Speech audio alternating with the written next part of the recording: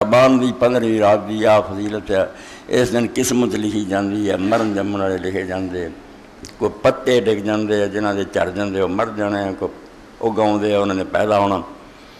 यानी रात इन्नी मशहूर है। अज तो इब्तदाई गांह तो तुम वेखना अखबार पढ़े जाने, और शायद ही कोई मस्जिद हो जिथे बयान नहीं होना वे शब बरात आ शब बरात।